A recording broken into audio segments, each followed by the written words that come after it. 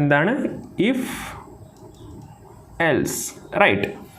അപ്പോൾ ഈ ഒരു കണ്ടീഷണൽ സ്റ്റേറ്റ്മെൻറ്റാണ് നമ്മൾ അടുത്തതായിട്ട് നോക്കാൻ പോകുന്നത്. നമുക്ക് ഇഫ് വെച്ചിട്ട് തന്നെ റിലേറ്റ് ചെയ്തുകൊണ്ട് നമുക്ക് ഈ ഒരു കണ്ടീഷണൽ സ്റ്റേറ്റ്മെൻറ്റ് നോക്കാം. അപ്പോൾ നമുക്ക് പെട്ടെന്ന് മനസ്സിലാവും എന്താണ് ആക്ച്വലി സംഭവിക്കുന്നത്. അപ്പോൾ നമ്മൾ നേരത്തെ പറഞ്ഞിരുന്നു അല്ലേ, ഇഫിൻ്റെ കേസിൽ എന്താ സംഭവിക്കുക. ഞാൻ നേരത്തെ പറഞ്ഞ എക്സാമ്പിൾ ഒന്നും കൂടി എഴുതുവാണ്.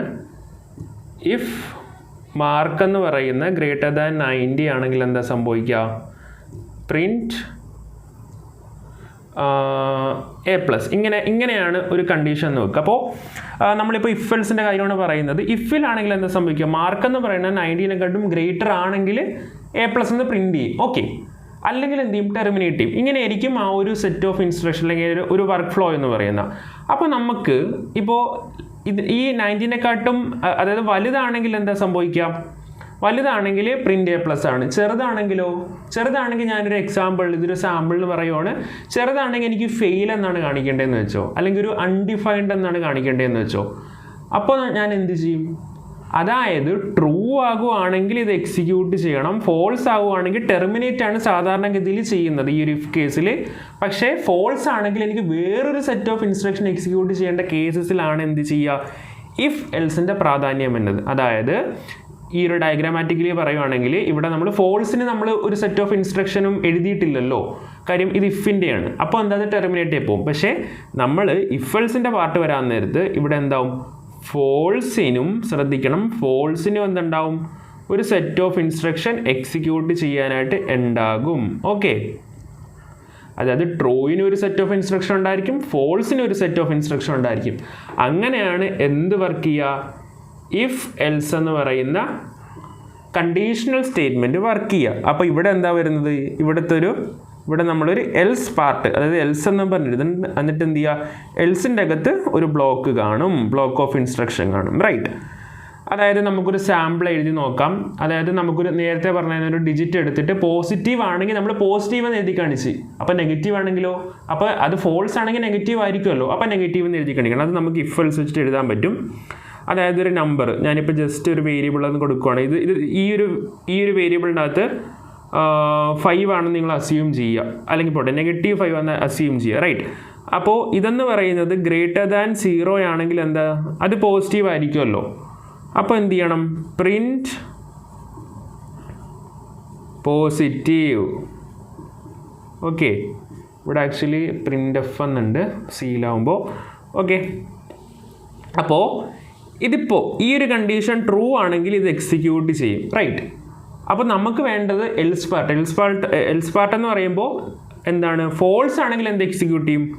അപ്പോൾ എൽസ് എന്ത് ചെയ്യുക, അതിൻ്റെ അകത്ത് എൽസ് പാർട്ടിൽ നമ്മളൊരു സ്റ്റേറ്റ്മെൻറ്റ് കൊടുക്കുന്നു, നെഗറ്റീവ്. അപ്പോൾ ഇവിടെ എന്താ സംഭവിക്കണം നിങ്ങൾ നോക്കിയേ, അതായത് നം എന്ന് പറയുന്നത് -5 ആയതുകൊണ്ട് തന്നെ ഇത് ചെക്ക് ചെയ്യും. അപ്പോൾ നം ഗ്രേറ്റർ ദാൻ 0 ആണ് ചെക്ക് ചെയ്യും. ഗ്രേറ്റർ ദാൻ 0 ആണോ, അല്ല, അപ്പോൾ ഇത് എക്സിക്യൂട്ട് ചെയ്യത്തില്ല.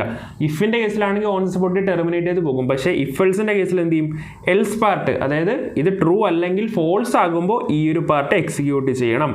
അപ്പോൾ ഇതിൻ്റെ എൽസ് പാർട്ട് എക്സിക്യൂട്ട് ചെയ്യുമ്പോൾ എന്ത് സംഭവിക്കും, അത് നെഗറ്റീവ് ആണെന്ന് പ്രിൻറ്റ് ചെയ്യും. റൈറ്റ്. അപ്പോൾ ഇതാണ് ആക്ച്വൽ എന്തെന്ന് പറയുന്നത്, ഇഫ് എൽസ് കണ്ടീഷണൽ സ്റ്റേറ്റ്മെൻറ്റ് എന്ന് പറയാം. ഇനി നമുക്ക് ഇഫ് എന്ന് പറയുന്നൊരു കണ്ടീഷണൽ സ്റ്റേറ്റ്മെൻറ്റ് കൂടിയുള്ളൂ. വളരെ സിമ്പിളാണ്. നിങ്ങൾക്കിത് അങ്ങോട്ടും ഇങ്ങോട്ടും റിലേറ്റ് ചെയ്ത് പഠിക്കുവാണെങ്കിൽ ഭയങ്കര സിമ്പിൾ കോൺസെപ്റ്റാണ്. റൈറ്റ്. അപ്പോൾ നമുക്കിനി അടുത്ത് നോക്കാം. ഓക്കെ, അപ്പോൾ അടുത്തതെന്ന് പറയുന്നത് ഒരു ഇഫ് എൽസ് എന്ന് പറയുന്ന ഒരു കണ്ടീഷണൽ സ്റ്റേറ്റ്മെൻ്റ് ആണ്. അപ്പോൾ അതിൻ്റെ ചോദ്യം നമുക്ക് നോക്കാം. Check whether A number is positive or negative, print positive for the positive digit and negative for the negative digit അല്ലേ. അപ്പോൾ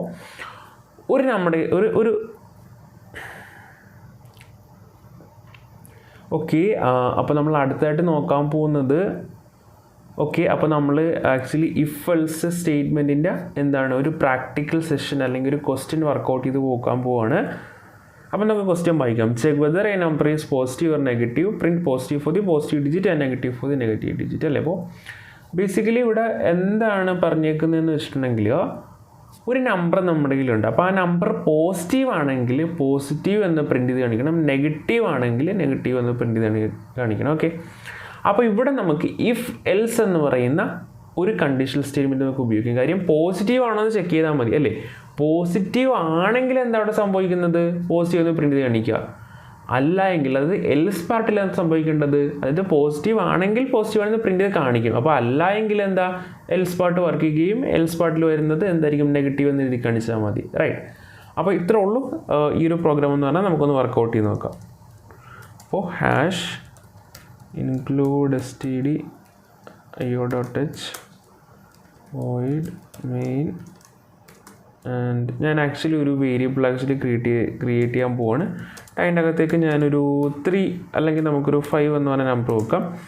എന്നിട്ട് ഞാൻ ആക്ച്വലി എന്താ ചെയ്യണമെന്ന് വെച്ചിട്ടുണ്ടെങ്കിൽ കണ്ടീഷൻ ചെക്ക് ചെയ്യാൻ പോകണം. അതായത് ഇഫ് നമ്മെന്ന് പറയുന്ന വേരിയബിളിൻ്റെ അകത്തുള്ള വാല്യൂ 0-നെക്കാട്ടും ഗ്രേറ്റർ ആണെങ്കിൽ അതിൻ്റെ അർത്ഥം എന്തുവാ?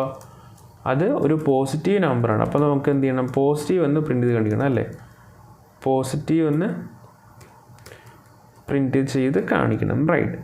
ഇനി പോസിറ്റീവ് അല്ല എങ്കിലോ? അപ്പോൾ ഈ ഒരു സാധനം, അതായത് 0-നെക്കാട്ടും വലുതാണ് നമ്മെങ്കിൽ പോസിറ്റീവാണ്.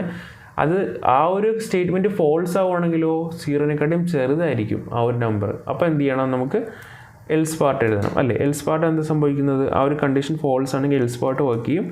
എൽസ് പാർട്ടിൽ എന്താ വേണ്ടത്? നെഗറ്റീവ് ആണെന്ന് പ്രിൻറ്റ് ചെയ്താൽ മതി. കാര്യം എന്താ? നെഗറ്റീവ് ആണെന്ന് പ്രിൻറ്റ് ചെയ്താൽ മതി. കാര്യം എന്താ? അപ്പോൾ എൽസ് പാർട്ടിൽ നെഗറ്റീവ് ആണെന്ന് പ്രിൻറ്റ് ചെയ്താൽ മതി. കാര്യം എന്താ? കാര്യം പോസിറ്റീവ് അല്ലാത്തതുകൊണ്ട്. പോസിറ്റീവ് അല്ലെങ്കിൽ അത് ഉറപ്പായിട്ടും നെഗറ്റീവ് ആയിരിക്കും. റൈറ്റ്. അപ്പോൾ ഇതാണ് ബേസിക്കലി നമ്മുടെ ഇഫ് എൽസ് എന്ന് പറയുന്ന കണ്ടീഷണൽ സ്റ്റേറ്റ്മെൻറ്റിൻ്റെ പ്രോഗ്രാം. ഓക്കെ, കണ്ടോ? പോസിറ്റീവ് പ്രിൻറ്റ് ചെയ്ത്. ഇനി ഞാൻ അതൊരു -5 -5 കൊടുത്താലോ? നമുക്ക് നോക്കാം. നെഗറ്റീവ് പ്രിൻറ്റ് ചെയ്യും. റൈറ്റ്. ഓക്കെ.